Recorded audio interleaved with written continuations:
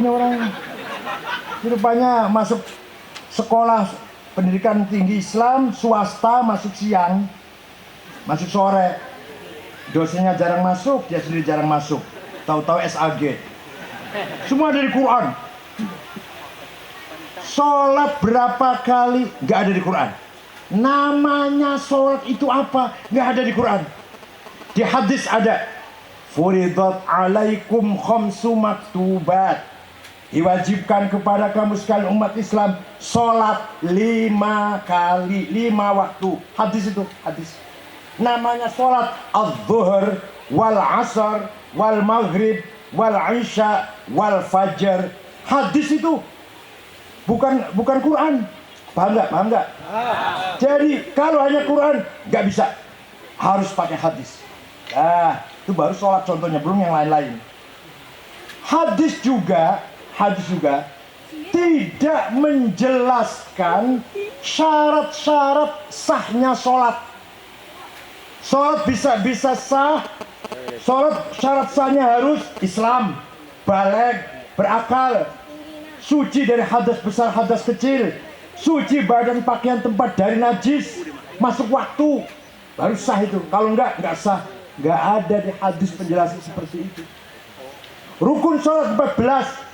Arkanus sholati 14. Takbiratul ihram, an-niyah, al-qiyamu liman istata'a, qiraatul fatihah, ar-ruku'. Enggak ada hadis itu. Rukun sholat 14.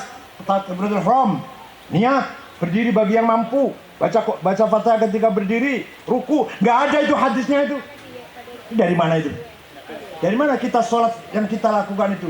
Dari ijma'ul ulama. Dari mana? Ijma'ul ulama. Ulama sepakat sholat seperti yang kita lakukan itu. Akalnya ulama yang dipakai. Akalnya ulama, ulamanya musyawarah, namanya ijma'. Kalau akalnya ulama sendiri-sendiri, sporadis, tidak ketemu musyawarah, namanya qiyas. Apa? Qiyas. Jadi kalau ada orang belum pernah sholat, belum pernah lihat orang sholat, dan dia ingin belajar sholat hanya dari Quran dan hadis, potong leher saya kalau bisa sholat.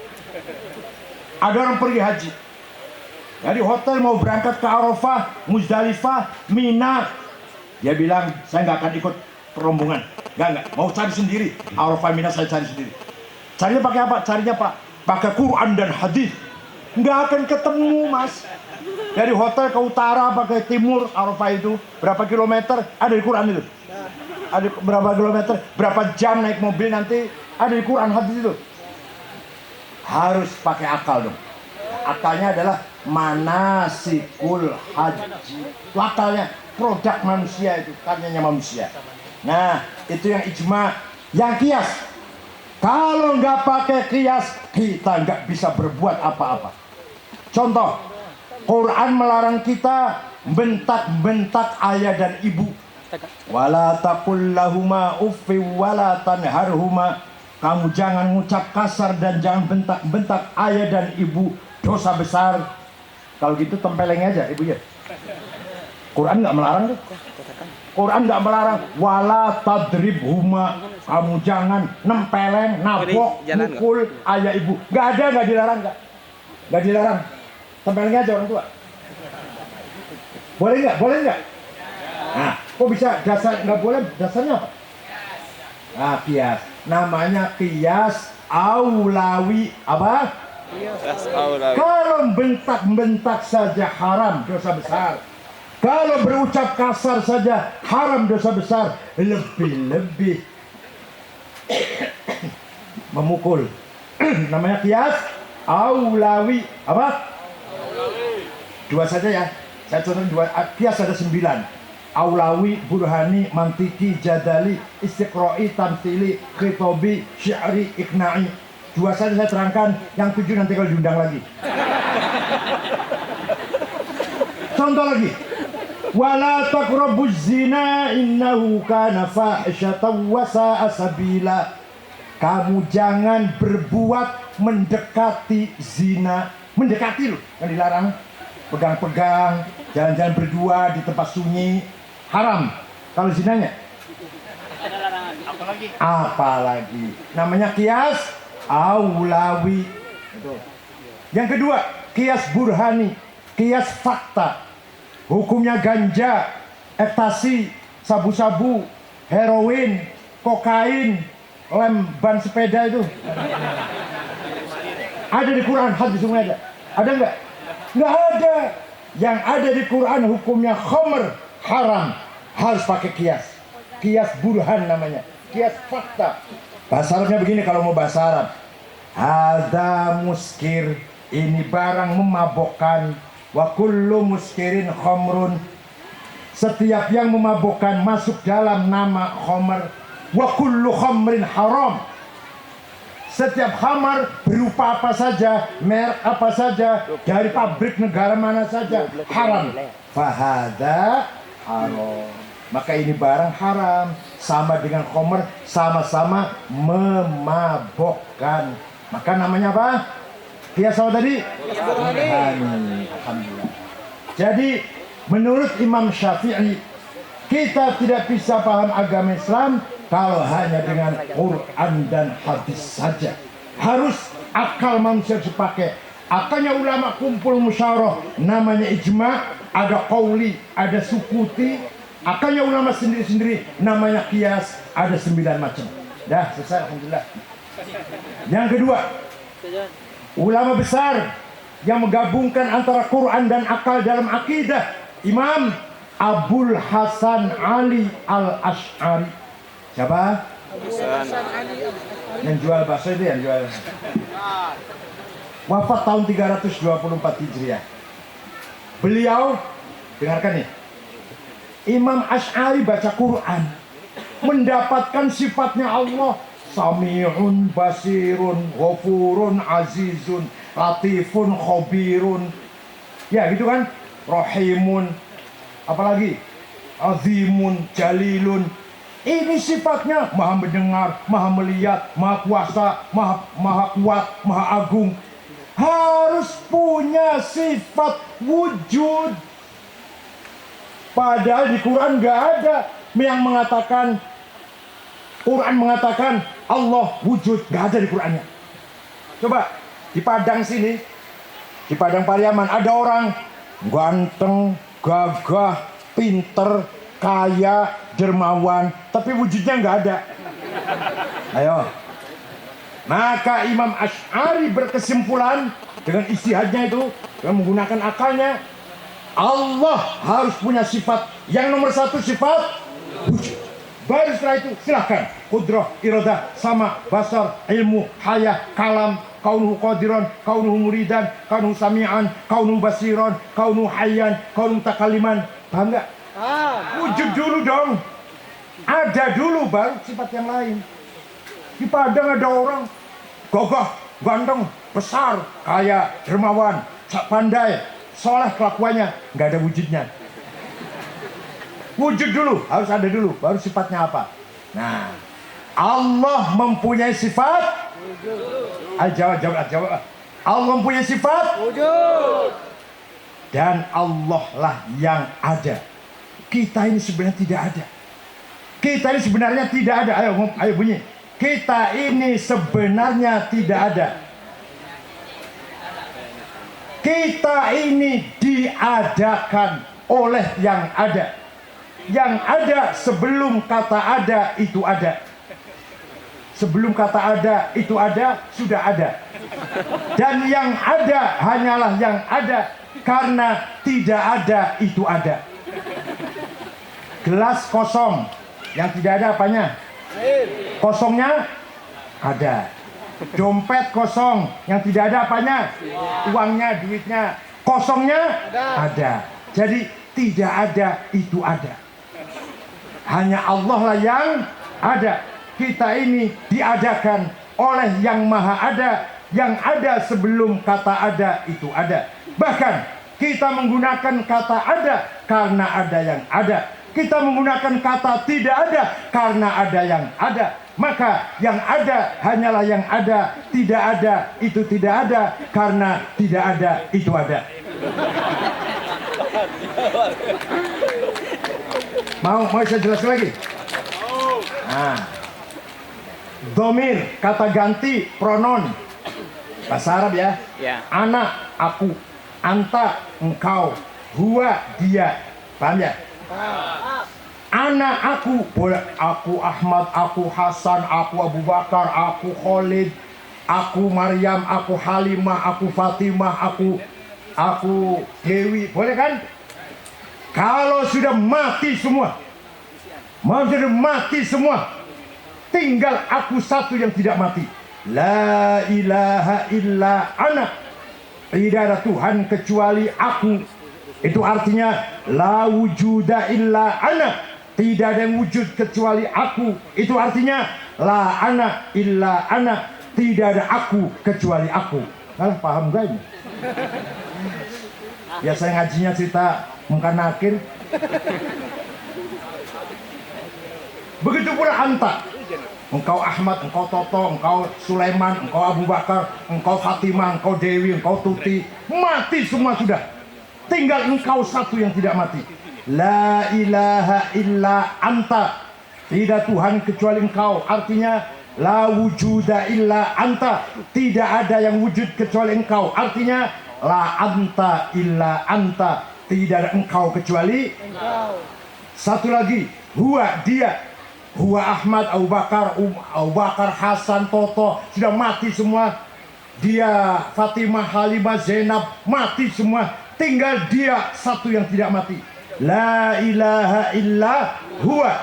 Tiada Tuhan kecuali dia. Artinya la wujuda illa huwa. Tidak ada yang wujud kecuali dia. Artinya la huwa illa huwa. Tidak ada dia kecuali dia. Oleh karena itu, betapa pentingnya sifat wujud bagi Allah menurut Ahlus Sunnah wal. Paham betul? Paham nggak? Ini S2 ini Usuluddin. Itu pun dosanya harus paham. Kalau nggak paham ya enggak. Aman bro. Bagus sekalian. Malah karena itu orang itu jangan kita tidak boleh Ada pemuda sombong, kekar badannya, mau mecahkan batu dengan palu. Nah ini batu saya pukul 10 kali pecah.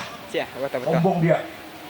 Bismillahirrahmanirrahim. Dia pukul batu itu 10 kali nggak pecah, 30 kali nggak pecah, 50 kali nggak pecah, 70 kali tidak pecah, 100 kali tidak pecah.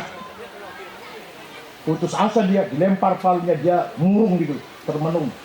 Lewat kiai tua, sarungnya cap gajah duduk, kopiannya coklat campur hitam, sorbannya sejak pulang haji belum pernah ganti, minyak wanginya misik 5.000 10 gram, masih ada kembaliannya masih. Pakainya sandal jepit. Kiai tua tanya, "Nak, kok kelihatan murung, ada apa nak?" "Ini Kiai, batu sudah saya pukul 100 kali Kiai, nggak mau pecah." "Coba saya yang mukul." "Silakan Kiai, silakan." "Bisa Kiai?" "Coba." Dipukul oleh Kiai yang kurus, kering, tua itu 5 kali pecah. Kaget si pemuda ini. "Hebat Kiai, sakti Kiai. Apa doanya Kiai saya minta?" Jawabnya Kiai, "Bukan saya hebat, bukan saya sakti. Saya tahu, hanya saya tahu batu ini bisa pecah kalau dipukul 105. Tadi kamu kalau ditambah 5 lagi, oleh kamu juga pecah." Jadi bedanya apa ini bedanya? Bedanya orang tua tahu pecahnya 100, si pemuda tidak tahu. Oleh karena itu kita yang muda-muda jangan sombong dengan orang tua. Belum tentu ilmunya seperti orang tua tadi. Tenaganya nggak ada, tapi wisdom, kearifannya sangat jauh. Tuh, maka Imam Asy'ari mengatakan sifat wujud harus pertama. Berjasa nggak itu? Berjasa nggak? Ya. Berjasa umat Islam. Imam Syafi'i berjasa, Imam Asy'ari berjasa. Satu lagi, Imam Ghazali. Imam Ghazali namanya Abu Hamid Muhammad bin Muhammad At-Tusi Al-Ghazali. Lahir tahun 450, wafat tahun 55 umurnya. Kata Imam Ghazali, ada orang sholat, kiblatnya lurus, wudunya sempurna, baca Fatihahnya kena punya fasih lah, ain qaf bagus, pakai siwak, soal siwak dulu. Tapi hatinya takabur, hasud, dengki, adawa, bagdo, suudzon, fitnah, sum'ah, ujub. Percuma sholatnya. Paham ya? Kata Ghazali itu. Sebaliknya ada orang hatinya bagus, pemaaf, sabar, syukur, qanaah, ridho, zuhud, tapi nggak sholat.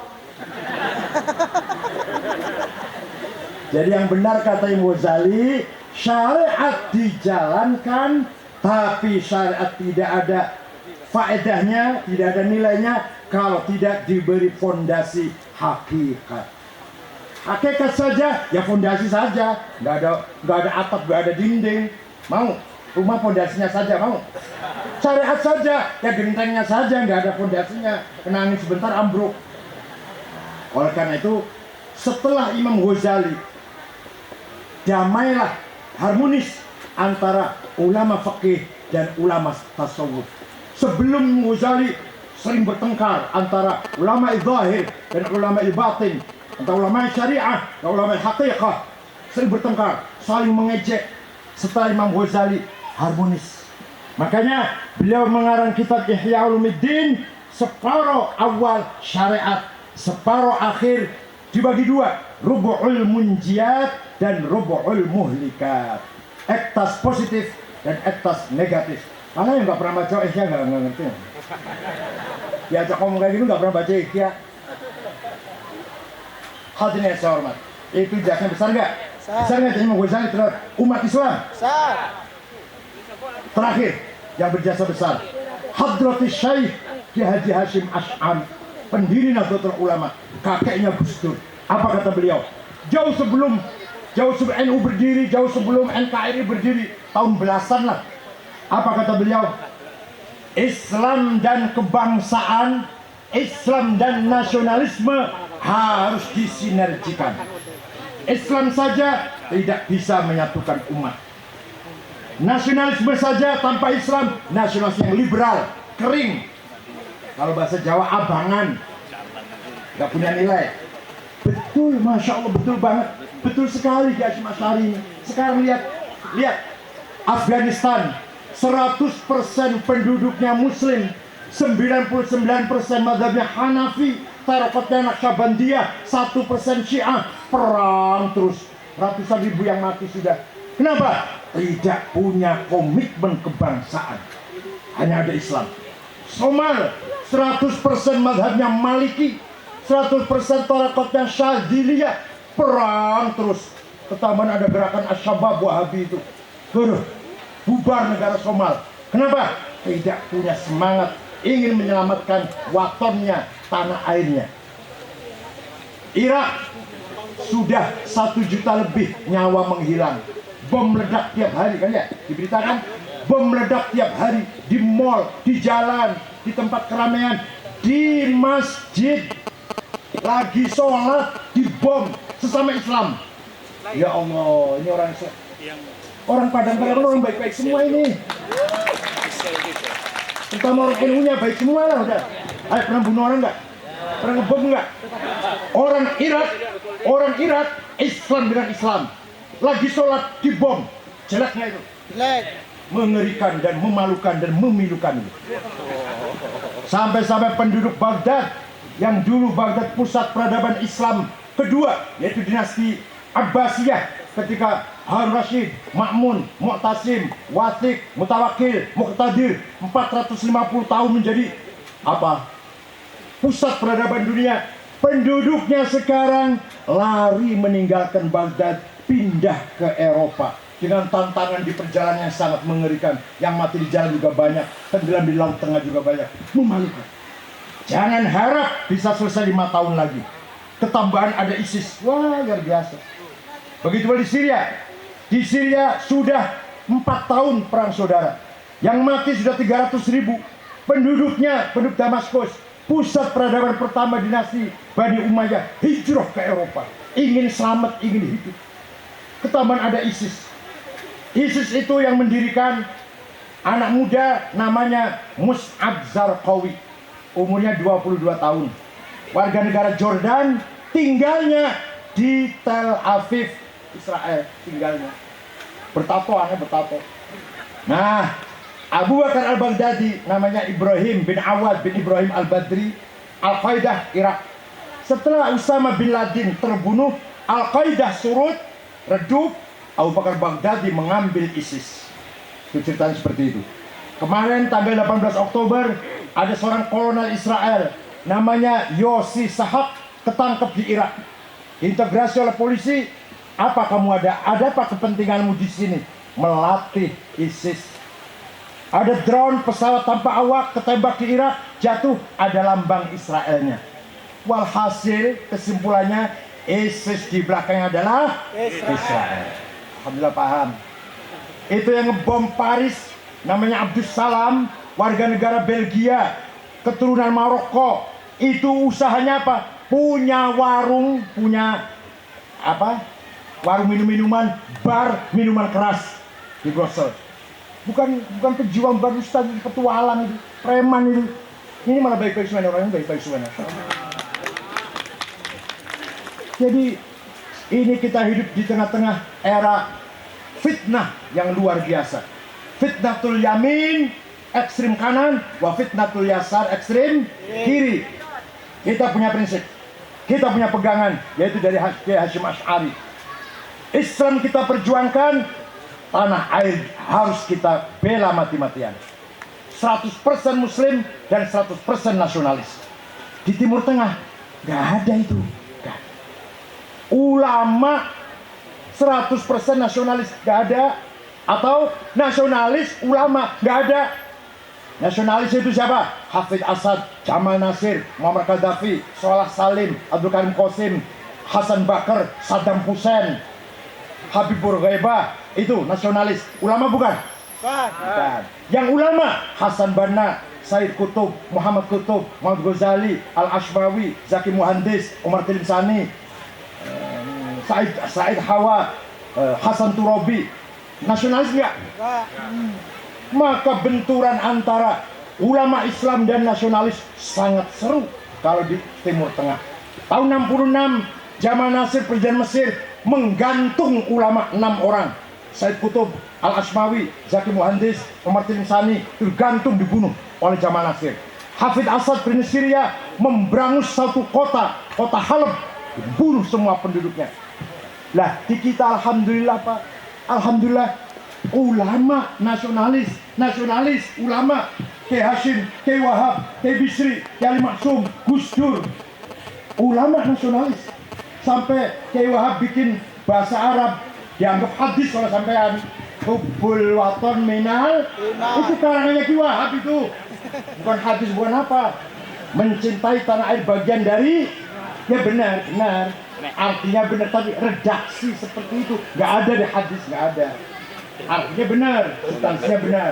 Membela tanah air dan membela hak kita, itu harus kita bela. Maka ketika pasukan Nika datang, dipimpin oleh Brigjen Malabi, dari Hasyim Asy'ari mengumpulkan kiai-kiai yang datang dari Sumatera Selatan, Kiai Kamil Soleh, dari Banten, Kiai Abdurrahman Menes Pandeglang, dari asli Betawi Jakarta, Kiai Marzuki, dari Bogor Ajengan Pagentongan, dari Majalengka Kiai Abdul Halim, dari Semarang Kiai Ridwan, dari Lasem Raden Asnawi, Kiai Maksum, dari Kudus Raden Asnawi Kudus, dari Cepu Kiai Usman, dari Lombok Tengah Kiai Hasun dan Kiai Faisal, kumpul di Tebuireng tanggal 20 Oktober. Keputusannya tanggal 22 Oktober apa? Membela tanah air fardu ain. Setiap orang yang kaya, yang miskin, yang pandai, yang bodoh, yang orang tinggi, orang rendah, wajib membela tanah air. Seperti wajibnya sholat. Barang siapa mati di tengah-tengah membela tanah air, syahid. Barang siapa membela penjajah, barang siapa membela penjajah, halal darahnya, walaupun tidak kafir. Kiai nggak mengatakan kafir, enggak, tetap Islam, tapi boleh dibunuh. Itu namanya resolusi jihad Hasyim Asy'ari tanggal 22 Oktober 1945. Nikah datang 20.000 pasukan sekutu dipimpin oleh komandannya Brigjen Malabi.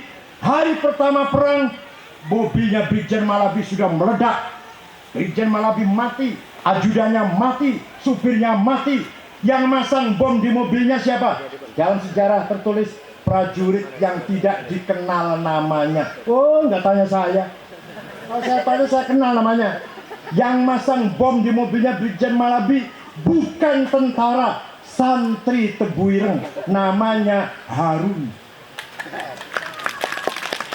Ada santri Tebuireng namanya Cak Asy'ari, naik ke Hotel Orient, sekarang namanya Hotel Majapahit di Surabaya, merobek-robek bendera Belanda, menggantinya dengan merah putih, ditembaki dari kanan kiri. Yang nembak kurang pintar, jadinya nggak mati nggak.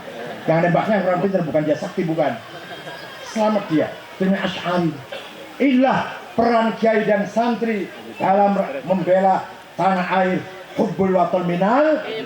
Oleh karena itu, kepada kelompok saudara-saudara kita Islam yang tidak ikut berjuang, tidak ikut berdarah-darah, oh tiba-tiba negara Islam, khilafah, syariah Islam, no. Ikut berjuang tidak, dan teruskan saja kok. Islam diamalkan, bukan dikonstitusikan. Paham nggak? Islam diamalkan, ayo sholat, zakat, umroh, haji, ayo zikir, istighfar, maulid Nabi, akhlaknya baik, gotong royong, solidaritas yang tinggi, saling menolong. Udah Islam itu, walaupun negaranya bukan negara Islam. Daripada negaranya Islam tapi pejabatnya banyak korupsi, malu nggak itu? Negara Islam main sepak bola kalahan. Saudi Arabia itu pernah main dengan Jerman di Seoul, Korea Selatan. Yang supporter Saudi bawa bendera La ilaha illallah Muhammadur Rasulullah supaya menang. 0-8. Bendera apa lagi harus dibawa itu? Sekali lagi, agama tidak usah dikonstitusikan. Agama diamal. Ayo, akhlak yang baik. Yang muda hormat yang tua sayang yang muda. Murid santri hormat sama guru, guru sayang kepada masyarakat yang awam. Pejabatnya yang jujur, yang amanah, rakyatnya yang taat pada pejabat, yang kaya, cari rezeki yang halal, dan kalau sudah kaya zakat, infak, sedekah. Udah Islam semua itu. Udah Islam semua ini yang saya katakan. Gak usah negara Islam, gak usah negara, udah Islam semua. Yang kaya sedekah, zakat, infak, yang miskin, alhamdulillah, syukron, jazakallah khair. Islam gak itu? Jadi Islam belum itu.